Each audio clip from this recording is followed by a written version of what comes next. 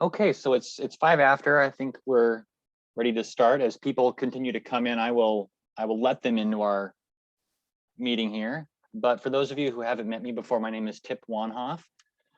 Along with Bob Russin, who is on my screen next to me, we put together the SABR calendar for the Northwest chapter, and this is our first March meeting. We're going to have another one here next week, and I'll let Bob make that announcement here in just a moment. But I want to thank everybody again for taking the time to join us. We have a wonderful guest. I'm very excited has taken the time to zoom in with us all the way from Kansas City, Missouri. Ms. Kiona Sinks, who does community engagement, and she's the digital marketing strategy manager at the Negro Leagues Baseball Museum out in Kansas City. And we're really excited to hear from her this evening. Before we kick it over to her, I want to kick it over to Bob Russin to make a couple of general announcements, and then we will proceed. For those of you who are not talking, please go ahead and mute yourselves. We'll have plenty of time for question and answer later, but if you mute yourselves now, that'll help with inadvertent feedback and background noise as we go through this call. So, Bob. So thank you, and thanks, Ms. Sinks, for doing this. We're much appreciative. And I just have a few things. Now, one is that on Monday the 7th, here, we have another presentation, and we have Sam McDowell speaking on his autobiography. We were really fortunate to get him right away. And if you don't know who he was a relief pitcher. He won an ERA title. He was an all-star for like 5 or 6 years. Parenthetically, he's the model of Sam Mayday Malone, the proprietor of Cheers. And he's also really a pioneer in giving alcohol services to major league players and overcoming that himself. So we're looking forward to hearing from him there. And then in April 17th, our chapter, in conjunction with 3 other chapters, all on the West Coast here. Marlene is here from one of the chapters, all on the West Coast here. So we're on the same Pacific time zone. And we have 2 authors speaking on their books at that time. And we'll give you all that information when it's a little closer to the time. It's already posted on the SABR virtual event calendar and on our chapter's Facebook page right now. But Robert Elias, one of them, and this should be really a great presentation with a lot of people here from all the different chapters going around there.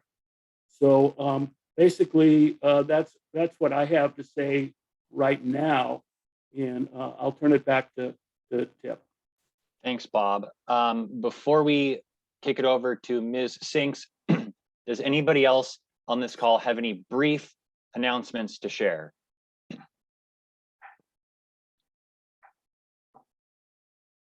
Okay, hearing none, I'd like to turn over the table here to Ms. Sinks from the Negro Leagues Baseball Museum to tell us about the museum, about herself, and she'll stand for any questions we have. So Ms. Sinks, welcome to the Northwest SABR chapter. Thank you, Tip, and thank you all so much for welcoming me virtually into you guys' chapter. What a great start to the year it's been for the Negro Leagues Baseball Museum here in Kansas City.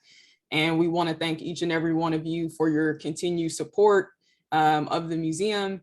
For those of you who don't know me, again, my name is Kiona Sinks. I started volunteering with the museum during undergrad, which probably at this point was about 5 years ago. And I was on an academic scholarship in Kansas City. And you cannot be in our community and not go to the Negro Leagues Baseball Museum. And so I was very fortunate to get a tour with a lot of my founding members of the African American Student Union at the time that I was instrumental in founding for our college at Central Methodist. And Bob gave us a tour during Black History Month. And so from that point forward, I always knew I was going to stay in contact with the organization. And Bob offered a gracious hand and opportunity to stay connected to our team at the Negro Leagues Baseball Museum. And the rest is history. If you would have asked me like 2 years ago, if I would have found myself working for this institution, I would tell you you're crazy. But it's been such an incredible ride. And so I'm going to try not to talk too much tonight because I want to get to you guys' questions and anything you might have pertaining to what's going on at the museum. But I thought I would start off by sharing this video. I know a lot of you have heard of the museum. You've probably been to the museum, but for those who haven't, I don't want to make that assumption. So I wanted to allow you guys to hear from Bob Kendrick, which is like a 2-minute clip of him explaining our mission in the museum, if you've never seen it before. Welcome to the Negro Leagues Baseball Museum. It is the world's only museum dedicated to preserving and celebrating the rich history of African-American baseball and its profound impact on the social advancement of America.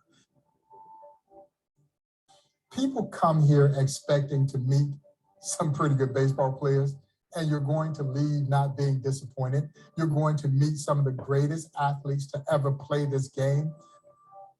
You walk away with an even greater appreciation for just how special this country really is. Because the story of the Negro Leagues could have only happened in America. Yes, it is anchored in the ugliness of American segregation, a horrible chapter in this country's history. But out of segregation rose this wonderful story of triumph and conquest, and is all based on one small, simple principle. You won't let me play with you, then I'll just create a league of my own. Those leagues, the Negro Leagues, were formed right here in Kansas City. They helped make the game the global game that it is today. And quite frankly, the Negro League didn't care what color you were. All they cared was can you play. These athletes loved the game of baseball so much that they were willing to endure whatever social adversity confronted them as they traveled the highways and byways of our country just to play baseball. That passion would not only change our sport, but it would change our country. This wonderful, precious piece of baseball and Americana that escaped the pages of American history books. Countless generations of us went through our own formal educations without knowing one of the most significant chapters, not in baseball history, but in American history, the story of the Negro Leagues. By the time you've bared witness to everything that they endured just to play baseball in this country, then the very last thing that happens here is now you can take the field.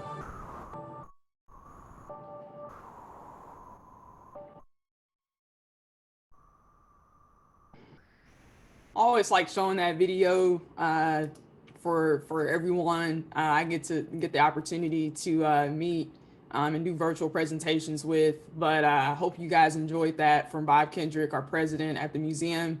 I wanted to kick off by just really listing out our 2022 calendar of events. Probably most of you guys have either seen these promotions or either seen them online or heard of them before, but we're really excited to bring back our annual calendar year.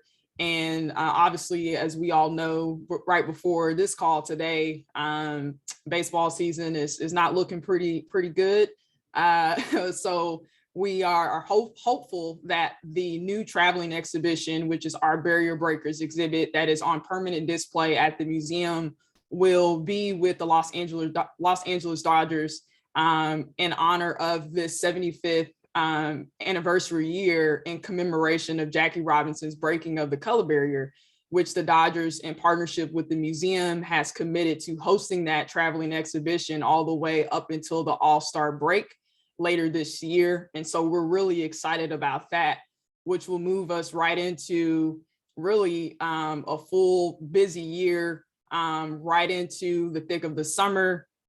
And then hopefully, obviously, a lot of you guys already know, with our very own late chairman, John Jordan Buck O'Neill, being inducted into the National Baseball Hall of Fame, the museum will move proceeding right into a lot of local Kansas City and national celebrations in honor of his memory. And so that's really been the most exciting thing for this year. And then one opportunity I wanted to make sure I mentioned on this call before we open it up for questions, the museum has really led this effort. Our president, members on our board, along with Senator Roy Blunt and Congressman Cleaveler of Missouri, and making sure and really being successful and allowing the museum to get a commemorative United States Mint coin, which we all know is very prestigious, and only a handful of organizations around the country, if you're lucky, are chosen.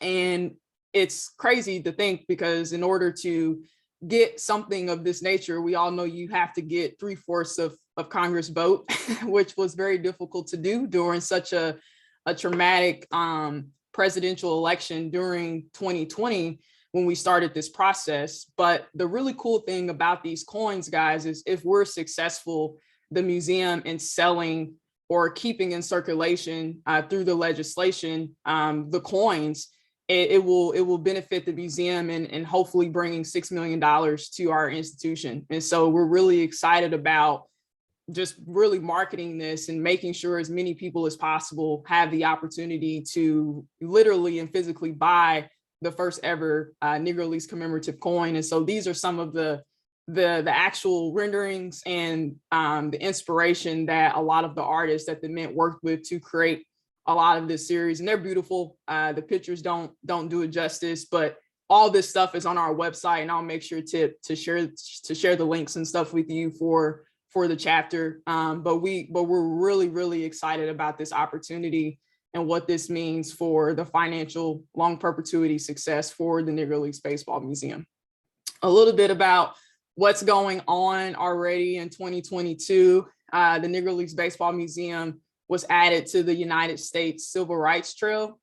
And that's exciting because I think only 1 out of probably 3 in Missouri are added. So now being the Negro Leagues Baseball Museum this year, we just announced an exciting partnership with Lids, inspired called They Gave Us Game, which is a licensing partnership with Lids exclusive, which is really cool, giving really the museum an opportunity to create products through a lot of different Negro Leagues teams, so caps, jerseys, shorts, you name it. And so that officially went out to Lids all over the country this week.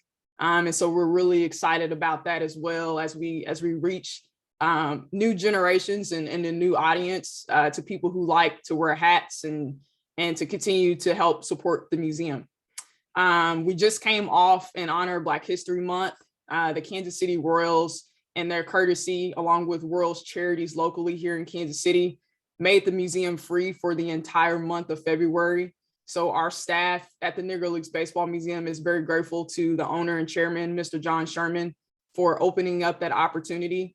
After this weekend, we saw close to 8,000 people locally in Kansas City that came out to visit the museum, which was very impressive. Definitely more numbers that we have seen yet. And so that was really, really great that people were able to take advantage of that opportunity. And we saw a lot of schools, a lot of students, a lot of educators who wouldn't be able to afford that otherwise. And so we're just very grateful to the Kansas City Royals. And there's jokes going around about what Major League Baseball team is next to sponsor a month of free admission to the museum. But I think they got bigger problems to figure out right now than trying to figure out free admission to the museum. And then certainly last but not least, I just talked about it, the United States Mint coin, which is ongoing this entire year.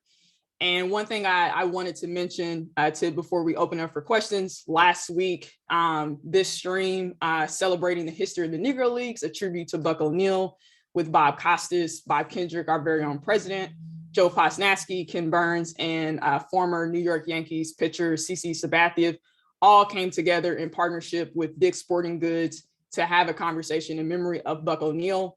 And so I will make sure that link is passed on to Tip, but you can find this airing on our YouTube channel for the Negro Leagues Baseball Museum. It was an amazing conversation, and it was pretty just really emotional to hear from each and every one of them about their thoughts and their memories around Buck since his induction into the world as an inductee into the Hall of Fame. And so if you have a moment, have a free time to watch, please go online and do that. You will not be disappointed.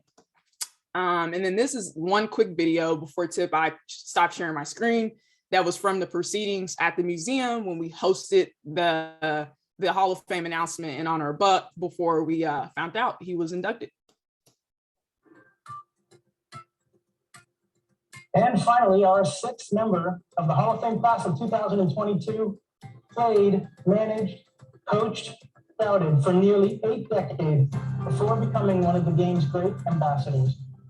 He played professionally from 1937 to 1955, with newspaper reports proclaiming the 3-time All-Star among the finest fielding and hitting first basemen in the Negro League. He stepped away from Kansas City Monarchs to serve his country in the Navy before returning and eventually becoming a player, manager, executive, and scout. In 1962, he became the first African-American to serve as a major league coach when the Chicago Cubs promoted him to their major league staff. In 1990, he helped establish the Negro Leagues Museum in Kansas City, and in 2008, the National Baseball Hall of Fame named its Lifetime Achievement Award in his honor. Don Jordan, Buck O'Neil now join baseball's Hall of Fame in Cooperstown.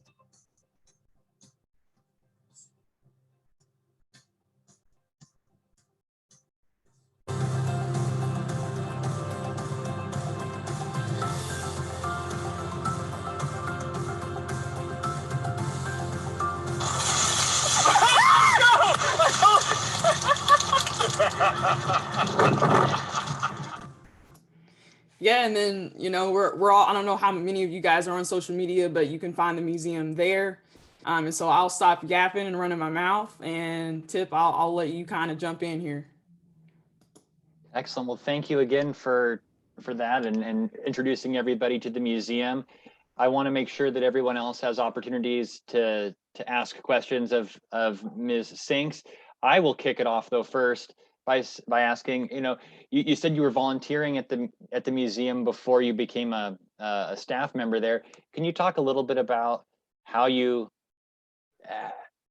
got involved volunteering, or what drew you to the museum, and maybe what's your favorite part of the museum? What's your motivation for staying on there? Yeah, no, I think for me, as I mentioned earlier, Tip, you can't be in Kansas City and not visit the Negro Leagues Baseball Museum. Like many people who come to Kansas City, I heard so much about it. And through my academic scholarship, we had to find ways to be involved in the community. And so I thought, well, look no further than the museum. And just keeping in touch with Bob over the years during my graduate degree, just found myself really coming back to Kansas City when opportunity presented itself, and really just started immersing myself with our current staff now, and just volunteering and giving back. Had no idea, had no intentions on really moving to Kansas City at that point in time. And it really just opened the door for me to start working on now marketing for the museum, and really more closely during the 100th anniversary of the Negro Leagues, which I know many are familiar with on this call, which was going to be a big year for the museum, and leading a lot of that national initiative to commemorate the 100th anniversary and the founding of the Negro Leagues, which our doors were closed, as many know, during the course of that year for 6 months. And so it was very unfortunate. But really, the museum found an amazing opportunity through our viral campaign, Tip Your Cat, that launched with 4 sitting presidents. And we just some way, shape, form, just found luck and just found gleam and found a shining star. And when many people were doom and gloom, the Negro Leagues Baseball Museum was shining just really bright nationally. And so we have been riding that high, as Bob says, as long as possible, still feeling it, and definitely feeling it since December 5th. But that's been my introduction to the museum. My favorite part of the museum, I would have to say, is probably the turnstiles when you first walk in. I mean, you've essentially walked into an old ballpark. And so it just really sets the tone for what visitors will experience as they make their way through the museum. It's really a beautiful place. I'm biased, but I think we have one of the best museums in the country. Excellent. Excellent. Anybody else have questions? Please feel free to unmute and go ahead and ask. Yeah, I saw that you had the Jackie Robinson Day thing on the calendar. Are you? I mean, at this point, we got to be thinking that's like 2 weeks after the season is supposed to start, and I'm sure nothing can go wrong with this plan.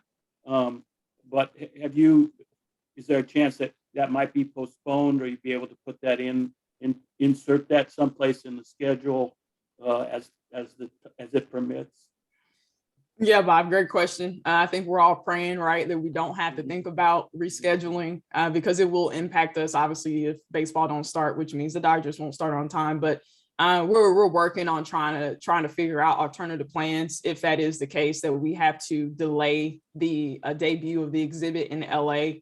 So a lot of that is happening right now as we speak, as all of the news with baseball unfolds each and every day. And so I know for right now, the museum will be having a virtual stream of some sort, programming wise, for everyone around the country to tune into, commemorating the life and legacy of Jackie Robinson.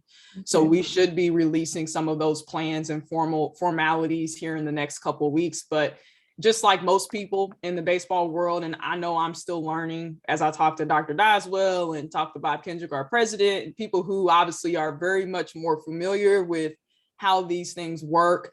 We're literally day by day, as we work with MLB and PA as well, because they support the museum on both sides, adjusting, because our plans, as we've always known, the museum would want to take a major role and partake in the 75th anniversary of commemorating Jackie Robinson's contributions, and what that meant. And I think for us at the museum and our staff, you can't talk about Jackie Robinson and not talk about his start with the Negro Leagues, which is the Kansas City Monarchs. And so we do see us playing a big role in that. Now, as to when all that's going to happen, I'm not sure, but we're praying and hoping for the best that baseball can start. But if not, we'll pivot like we always do, and we'll find a way. Kiona, this is Chuck here. I'm curious, how many video displays have you had of the players during their time playing in the Negro Leagues? Charles, that's a good question, especially right now with marketing being so prevalent for cultural, even for museums, because obviously, as you probably know, during the pandemic, if you weren't really marketing your institution or your organization, people weren't able to get to it. Our doors were physically closed. But I ask Ray this all the time, and Bob, and unfortunately, because the Negro Leagues weren't covered as much when they were barnstorming the country or playing, like a Kansas City Monarchs, it's just not a lot of video footage per se, where we have a solid, 2-hour game, maybe that someone could just like look at and see these guys, at it. But I think that's the only unfortunate thing is, and as you can imagine, when we do get our hands on any footage that we're able to find or salvage, and have copyrights of from the museum's perspective, that helps us, because obviously these things go in exhibits and things like that if we're fortunate. But it's not, as Charles, it's just not a lot out there. But we have some stuff, but not a lot of video footage, but imagery and things like that, like most. It comes pretty heavy, but just not a lot of game footage and things. But there's clips here and there out there that do exist. Thank you. This is Marlene. Kiona, thanks for joining us. Hey, Marlene. Could you talk about your job and the things that you do? It sounds to me like you work both with people and you work virtually. And I'm really interested in how you make those things work. Yeah, Marlene, great question. So formal title, community engagement and the museum's partnerships. And then I oversee all of our marketing, which is interesting in this day and age we live in. So a lot of the videos that you see, a lot of the streams and things that you'll probably stumble across on YouTube, it's just me working with a lot of our partners locally in Kansas City to make sure people like you guys can sit at home and tune in nationally from anywhere. So day by day, my job looks different. It really depends on what the museum is doing. I mean, last year, good Lord, Buck O'Neill's Hall of Fame announcement, that was a lot. And I remember my first 3 weeks of the job. I remember Major League Baseball announcing, Walt, that Major League Baseball was integrating Negro League stats into Major League Baseball. And that was, I made it to the museum at 9 o'clock, didn't leave till 11 o'clock at night. So it just really depends. I mean, you go from, thinking today's going to be a normal day to the museum being on national news, or we have days like we did this month where Kansas City Royals opened up the museum for free, and it has not been quiet for 28 days. So it really is such a humbling job, Marlene. I really see this as a opportunity to help future generations understand the importance of the museum. I understand that I have a lot to learn, and I have a lot to understand in terms of just this story. And I wasn't a baseball fan, per se, when you talk about just the game itself. But I think diversity, equity, inclusion, America's pastime, you don't need to love baseball to love the museum and the story that we preserve to do that. And so it's been such an amazing opportunity that Bob Kendrick, our president, has extended to me. And I'm forever grateful that he allows me to do my job. There are some things I don't know, I listen. But then there's moments where he's asking me, how does he do something that he has no idea what he's doing?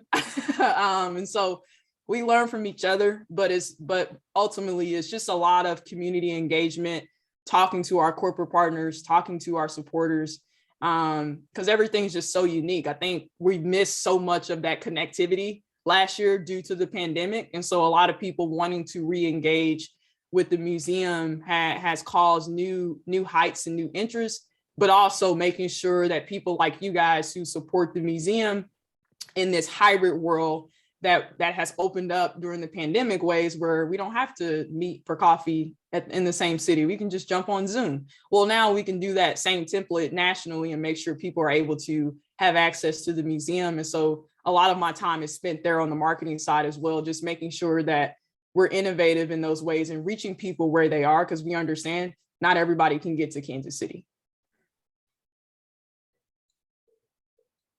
Dixie, I see a hand up there. Yes, Kiona, I'm speaking farther away from this chapter than you are. I'm in Boston. Oh, wow. I visited your museum maybe 15 years ago.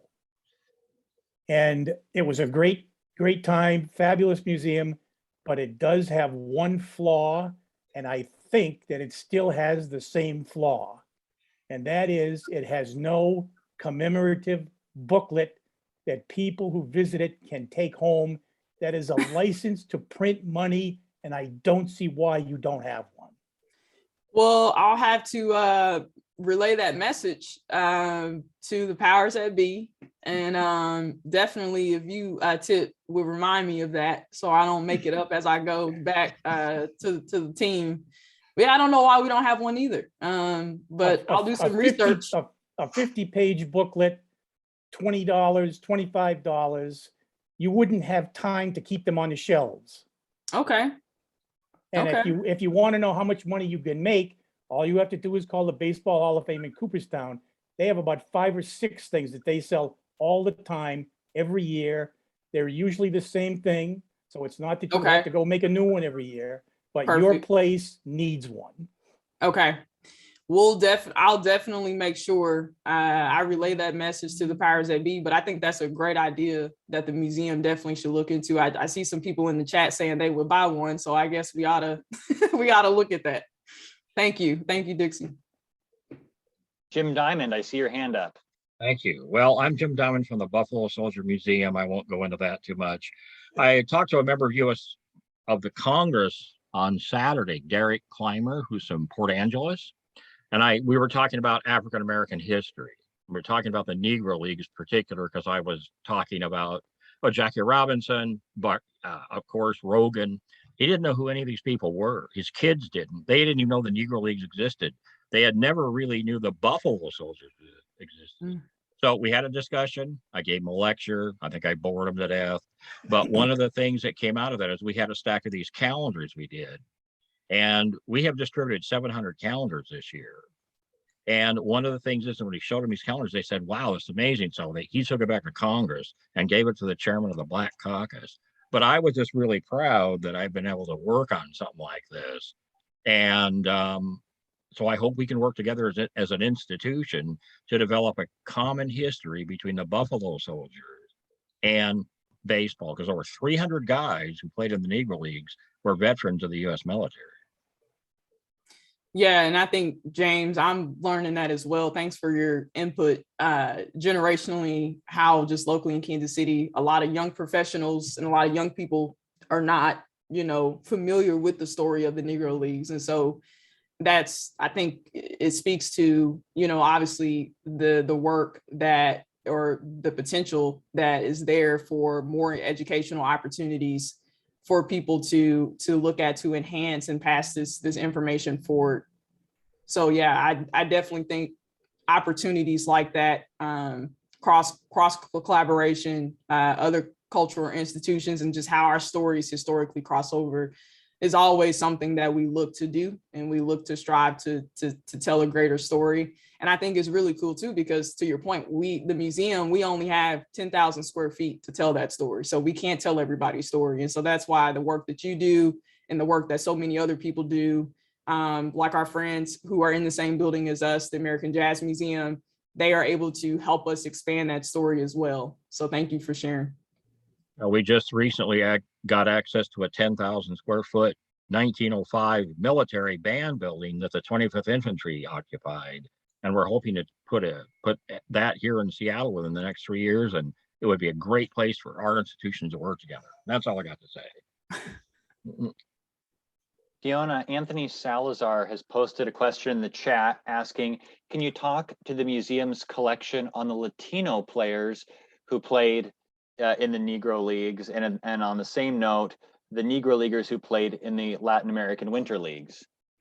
Yeah, I won't get too much in the Latin America Winter Leagues, but I do know in conjunction to that, and a lot of the Latino players, our Barrier Breakers exhibit chronicles after Jackie in 1947. So we try to highlight and merge the two together, because as we preface at the Negro Leagues Baseball Museum, it didn't get any easier for Jackie and for many other people. And everyone remembers the first guy, but then Larry Doby through all the way Elijah Pumpsty Green. Don't quote me, I think it was 57. He was the last to integrate for Major League Baseball, one of the teams. So I think for us, our Barrier Breaker exhibit really does a great job at intertwining Black baseball and the Latino connection to the Negro Leagues. And so that is on permanent display. And the virtual tour on our website. Okay, thank you, Ryan. 59, gotcha.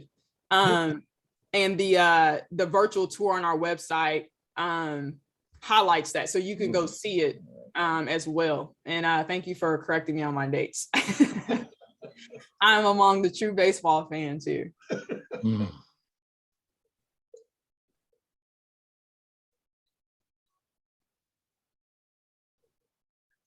There's another question in the chat. Any new educational programming in the works?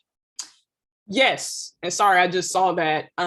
We do have some new educational programming that's currently being worked on. And so maybe that's a plug for Dr. Doswell to come on and for the next guest to talk about, because that's primarily his area. But I do know there are conversations about educational opportunities. We did do a lot of that during the pandemic, virtually, and streamed a lot of book notes and seminars. And so all of those can be found on our YouTube channel, but we do have some other things in the works this year. And we hope to re-engage some new opportunities for people to follow.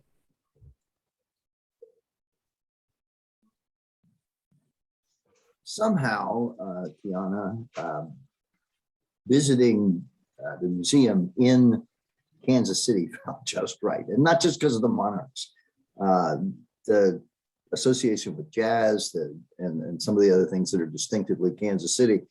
But why is it there, and how did it get started? Could you tell the origin story?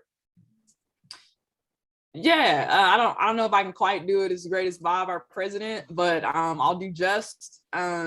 The museum, we started in the historic Lincoln Building, which is right across the street from the space we occupy today.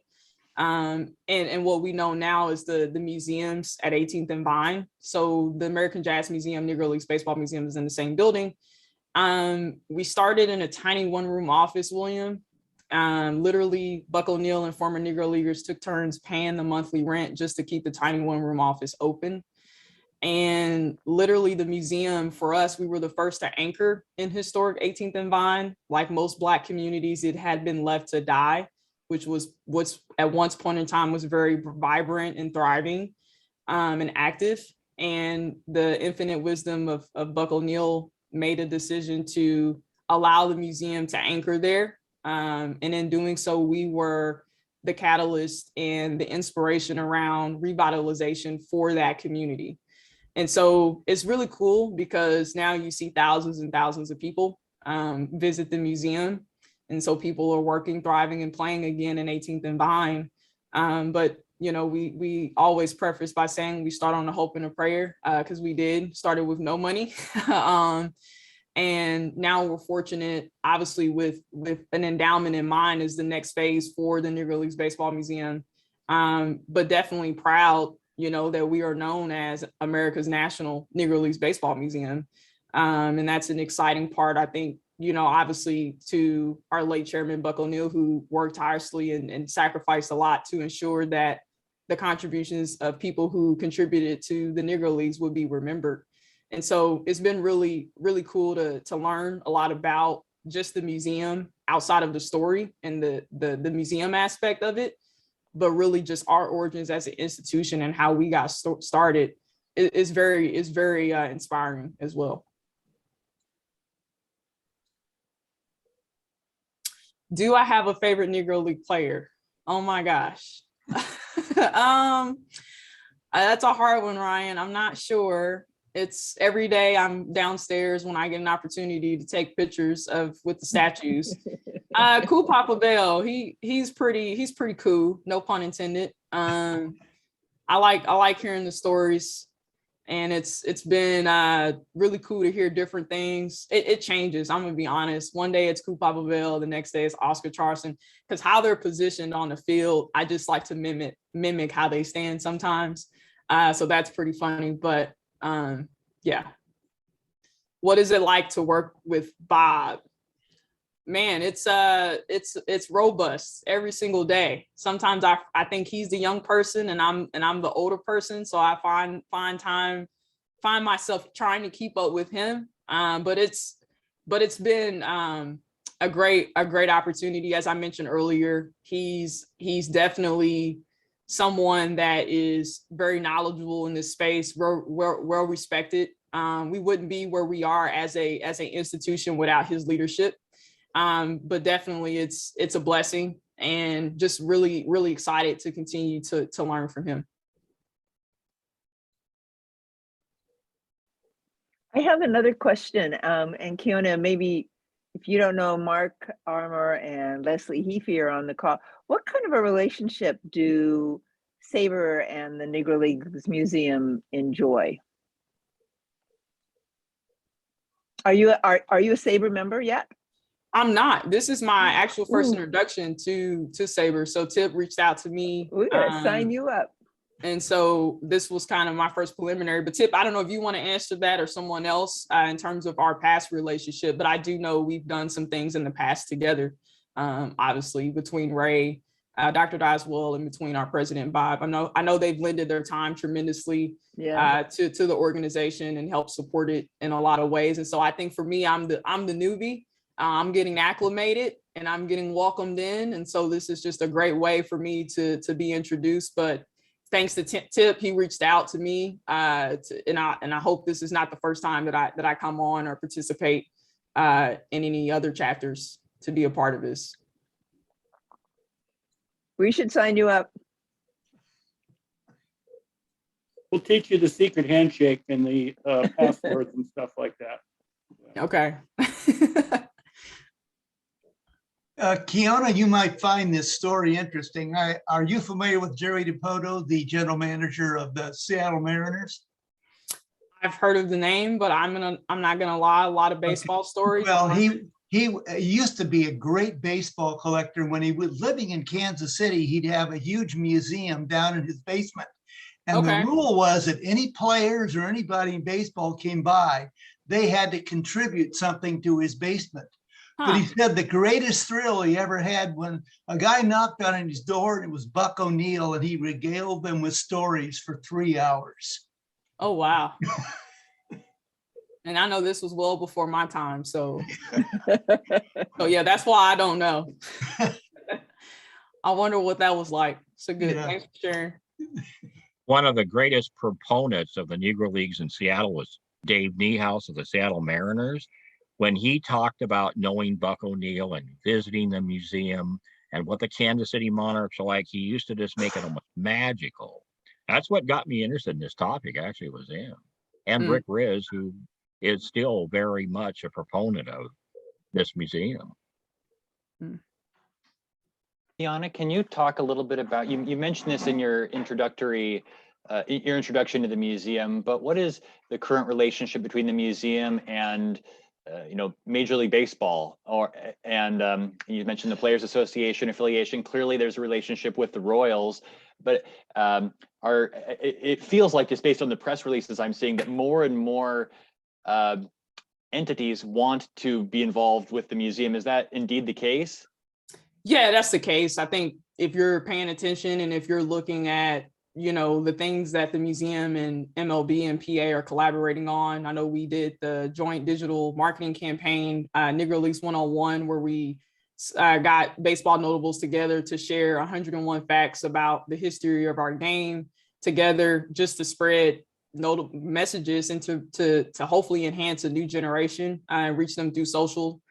So I think opportunities like that, obviously 2020, when MLB and PA pledged a $1 million joint contribution to the museum. So I think for us, and you see the end of last year when they make the announcement about the stats, it even calls, as we preface and as our president Bob has stated numerous times, that it makes the museum that much more important, and how to continue to enhance that partnership and that relationship and the story, because the numbers are only half of it. And so I think for all clubs, I think that's what we would want, is for clubs to find an opportunity to help enhance the museum and support the work, because we're preserving the story. And hopefully, current major leaguers, you see Tip, I know some of the promotions on socials and things like that, people are just taking pride in what the museum, has done,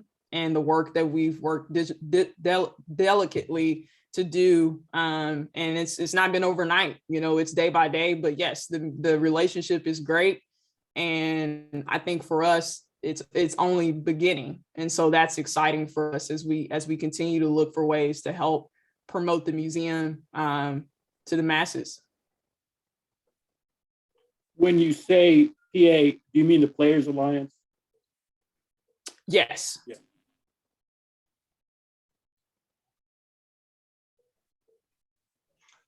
Oh, Kiona, one more question. What is the relationship of the Negro Museum with the Baseball Hall of Fame? Is there much of a relationship there? It's growing. I think it's interesting because I was listening to this interview Bob did, when he talked about when Buck missed by 1 vote 15 years ago in 2006, you kind of just write it off essentially. And not in a bad way. We just never thought there would even be any opportunities there. But it's better. I think the current president and his team, and a lot of the engagement now, obviously around Buck's induction later this July, they're very interested in wanting to grow that relationship. So I think there's still potential. There's still room for them to work with the museum and vice versa. But I think this is a starting point. I think this year, hopefully, with the induction and other things that are leading up to that and after, there's just so many opportunities. And I'm new to this as I start my role with the museum and going into my second year. So I'm sure we've done things with them in the past, which we have, But from a consistency standpoint, I think that's still time will tell, I think. Kiona, we have about 10 minutes left. And Okay. before we get down to the last second here, I'm going to share a link in the chat here. This is what you sent to me a couple weeks ago, because I want to make sure that all of our members can sign up for the regular email correspondence that I'm assuming come from your desk.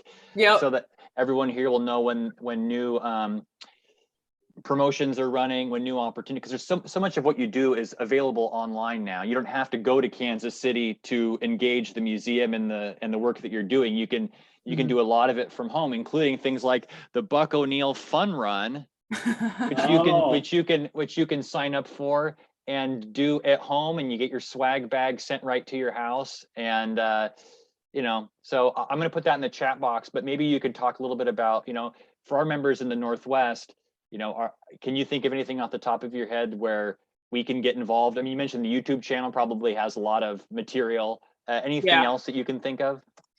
And I think you mentioned it already, but the virtual tour that's online. I don't know if people have had an opportunity to check that out. We did a partnership with Microsoft to get that installed and work on that. And so it really is educational. And you can go by bit or watch as many videos as you want. And it really showcases the museum and how it looks today currently. So you're not getting cheated, but it's free. It's online. It's available on our website. And then you also mentioned a lot of our newsletters and updates and things that people can take advantage of if they want to receive information on what is happening with the museum. You can sign up for that online on our website as well. And so we try to make sure we send out frequent communication in terms of updates, especially if they got me working too hard to keep up with what all the things we got going on. But it's been such a great, robust start to the year so far. And so we're really excited, as I mentioned earlier, for a full year.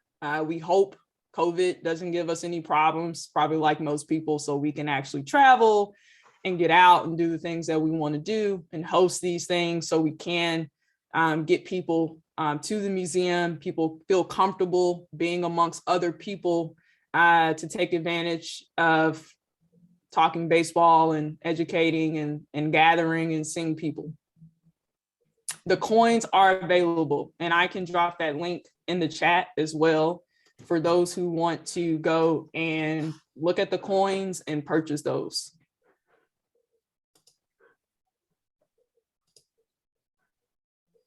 Still have time for a couple of more questions. I know this group's typically not shy about asking things. Bob? Is there anything planned regarding Larry Doby's? Because isn't his 75th anniversary also coming up here?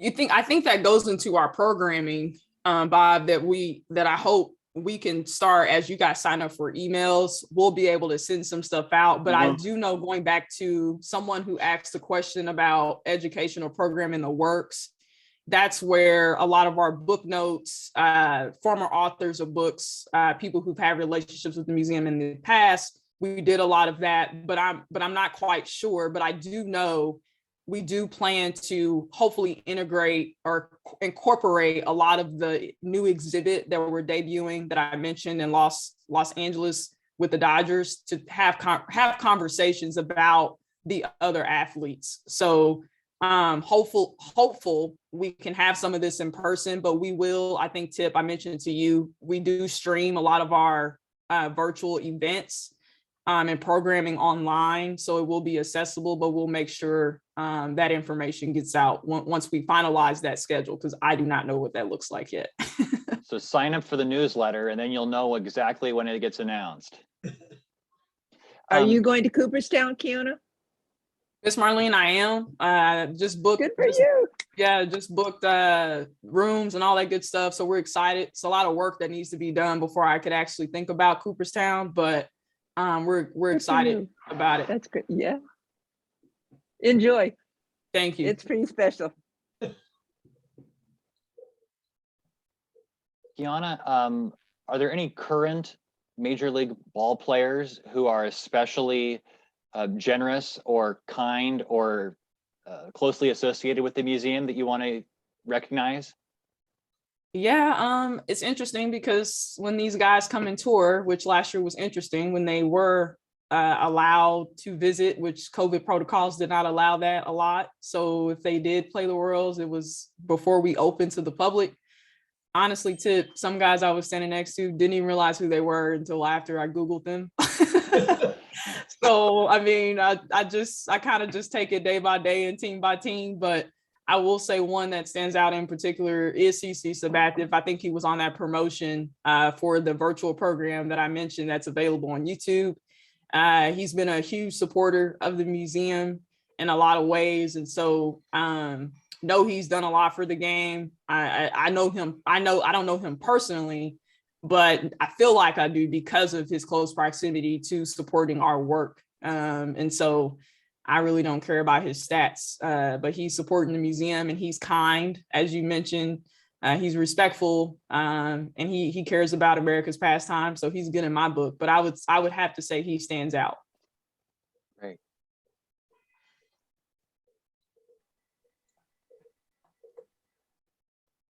Okay, any last questions for Kiona before we let her go? It's already a couple hours ahead of us where she is. Okay, I don't see any. Well, Kiona, time out here. Unmute yourself.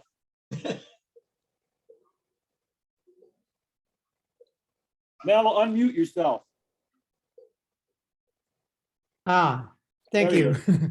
Okay, yeah, I have a question. One of my favorite players while I was growing up previously played in the Negro Leagues, and I had the honor of watching him play for Miami when they were in the AAA minor leagues, and that was Satchel Paige.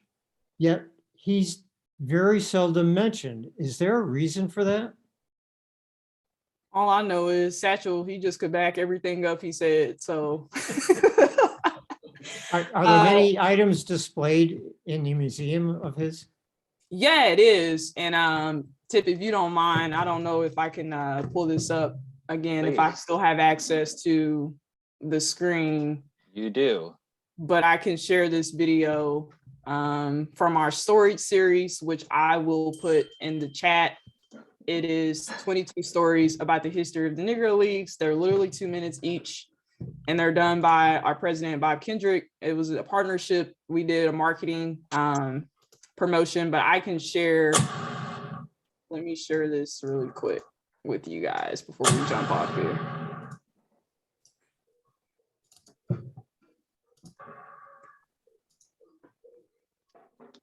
Hi, I'm Bob Kendrick, and this is Storied, 22 stories in 22 weeks about the history of the Negro Leagues. I don't know if there's any more lore or legend surrounding any one athlete than it is around Satchel Paige. Because again, there was always this mystique around how old he really was. Of course, Satchel being the savvy businessman that he was, he played the whole age thing up to the hilt. But I can tell you this, no one ever did it better than Leroy Satchel Paige. Yeah, there may have been others who were just as good, but no one better. And in my estimation, Satchel Paige is indeed the greatest pitcher to ever play this game. He had everything that you needed. You know, you had the longevity. Of course, you had the great stuff. Some 55 no-hitters, only God knows how many strikeouts, and the charisma. He could sell it.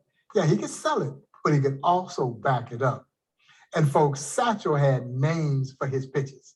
So he didn't have fastball, curveball, changeup. No, not Satchel. Satchel had what he called his midnight creeper. He had the two-humper.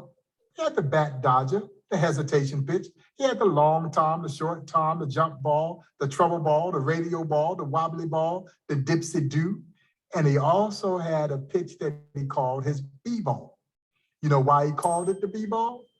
Because Satchel says, it bees where I want it to be when I want it to be there.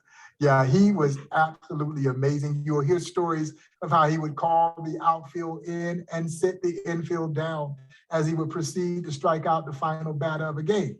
True story. They're playing in the Denver Post tournament, and Satchel has his Satchel Page All-Stars. They're playing an all-white semi-pro team from the Coors Brewing Company.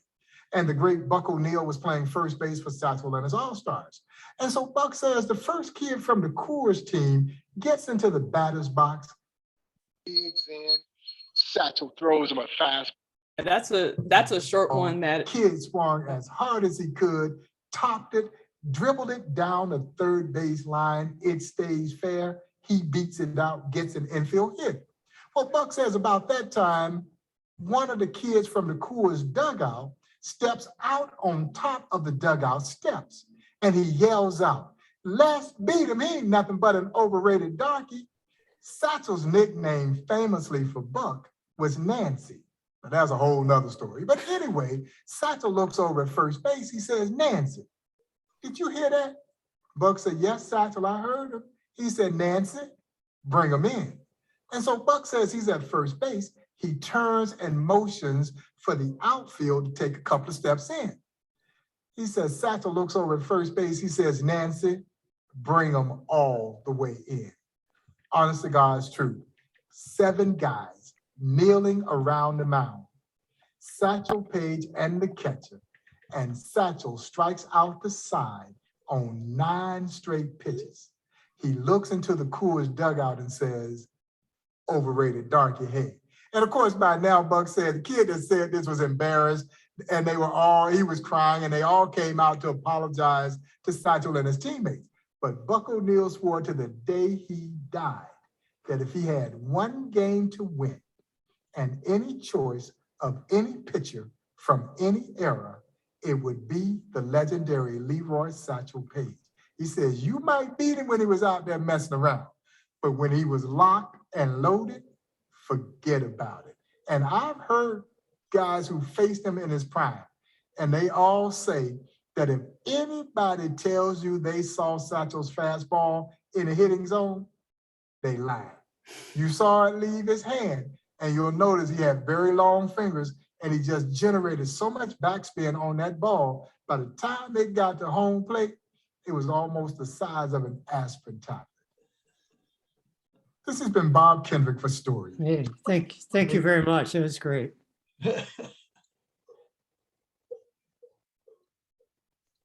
Okay, well, thank you, Kiona, for taking your evening to spend an hour with us here to tell us about the Negro Leagues Baseball Museum.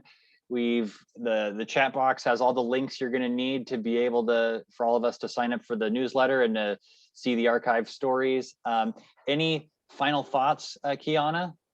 No, just thank you guys so much for having me on. Really appreciate Tip, you extending the invitation. You got to be invited first. So thanks for inviting me, and hope to see you guys at the museum, and look forward to hopefully sending you guys some great information and keeping you updated on all the things we got coming up this year. Thank you so much. Please do that. If you send it to me, I'll push it out to our chapter listserv. It's been wonderful having you. I hope all of our SABR members, I hope we'll see you next week for our Monday event. And Ms. Sinks, we'll hopefully see you again sometime down the road. Thanks a lot. Thank you all. Thanks, Tip.